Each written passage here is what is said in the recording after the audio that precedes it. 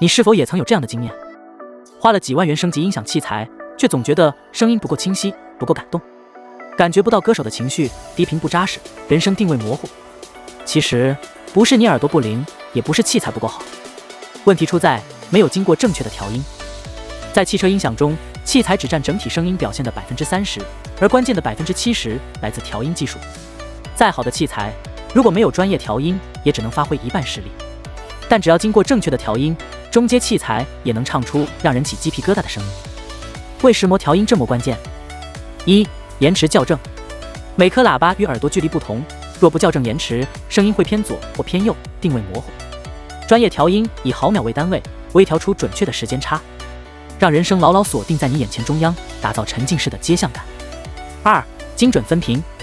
单一喇叭无法完美处理全频段，调音师会透过 DSP 将高中低音切割在最适合的位置，让每个单体发挥最大效能，声音干净，分离度高，不混浊。3. 相位匹配。两颗喇叭同时发声，若相位不对，会出现音场打架、低频消失等问题。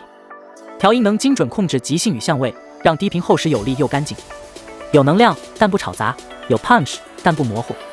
4. EQ 频段补偿。车内空间复杂，玻璃、塑料、座椅都会产生声音反射与遮蔽，造成某些频率过强，某些频率听不到。调音师透过 RTA 实测，针对每段频率微调补偿，消除刺耳频率，补足模糊频段，让声音自然、耐听、不疲劳。